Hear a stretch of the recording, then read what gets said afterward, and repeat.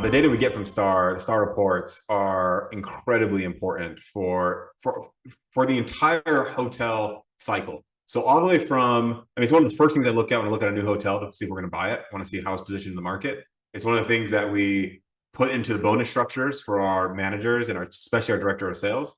And then it's something we also look at as we're looking to sell because it's a selling point.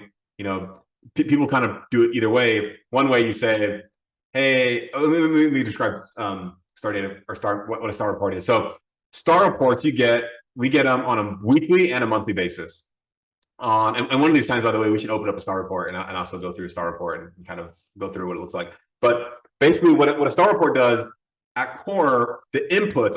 I'll describe the inputs briefly. The inputs are, it's your hotel plus let's call it 10 other hotels. It's not as many, 6 other hotels. All right, so it's your hotel plus 6 other hotels. And the other 6 other hotels are hotels that are comparable hotels. So usually that means within the same type of brand, right? You're not going to compare a Ritz-Carlton to a Fairfield.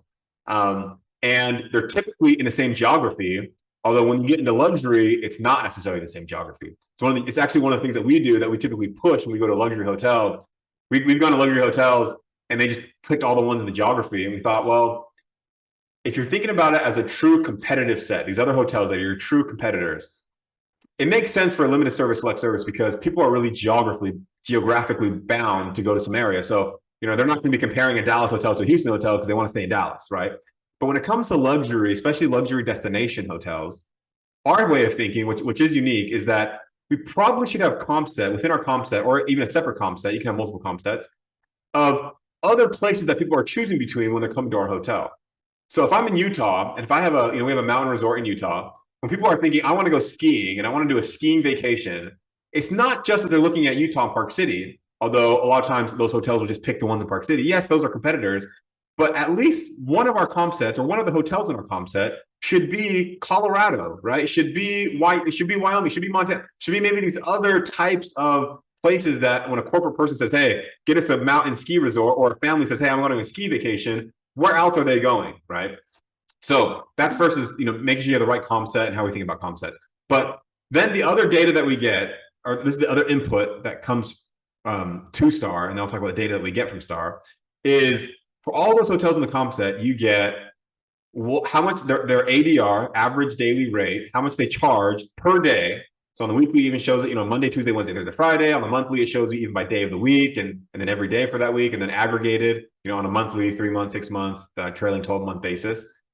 So you get what they charged. You don't get it per hotel. You get it on an aggregate basis. So I can't tell you in my comp set, hey, I have 6 hotels in my comp set, and it doesn't tell me, hey, hotel number 1 charge this, hotel number 2. It averages them, and it shows you what hotels are charging the average daily rate per day, their occupancy as a percentage, and then their RevPAR. RevPAR is revenue per available room. The easy formula for that is you multiply your ADR by your occupancy and you get your RevPAR. So for example, the difference between if you're at 100% occupancy and you're charging $100 a night, then you have $100 RevPAR. If you have, let's say you're charging $100 a night, that's your average daily rate, but you're at 50% occupancy, then your RevPAR is $50. So that's how you get those numbers. So you get those numbers, and you get those numbers for your own hotel, and then you get the numbers for the rest of your competitive set as an average. And then it shows you how your hotel compares against those other hotels in each one of those metrics on an index basis. So 100 on the index would be that you're exactly the same with every hotel. So if the other hotels are charging $100 and I'm charging $150, my index is 1.5 or 150. And you see that for each one of the metrics. And then it also shows some other interesting data points, which is as of last year versus this year, how much did your number change versus the other hotels' numbers change? And then also how much did your index change versus the other index change? So you can see some really interesting things there from looking at the Star. One of them being basically who has the market share, right? Who is really the one that's driving, or how are you versus the competitive set in comparison for market share? If I'm getting $175 or 75 index RevPAR and everyone else is getting, $100 RevPAR, I'm getting $175, then I know that I am blowing away the comp set. And maybe that, you start looking at why is that, right? Are the other hotels older? Have they not done a property improvement plan, a PIP, a renovation recently? Are they at maybe they're a competitive set, but they're less easy to get to because they're across the street, off the freeway, in kind of a weird place. And so you look at all those things, and it matters a lot to the employees, because on the employee side, we'll often peg certain bonus incentives, bonus structures to the star report, because the star report is meant to create basically mostly identical hotels that are basically similarly positioned.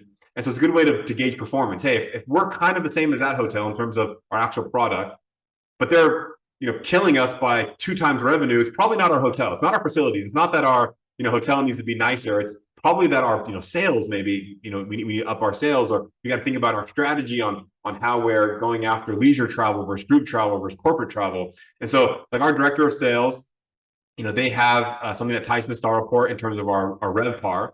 And you also have within the star reports, you also have additional little things which will show reports on how your hotel competes with other hotels within the revenue side. How much leisure travel you have versus other hotels, and how much group business, and how much government contracted business or non, those kind of things also we have, so we can really see how our sales efforts, how are our top line efforts. It talks nothing about bottom line, so it's all top line metrics.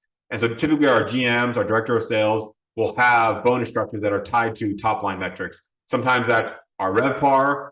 Sometimes that's our index on where we're at with other hotels, and it just kind of depends on the hotel and the bonus structure we have with the managers.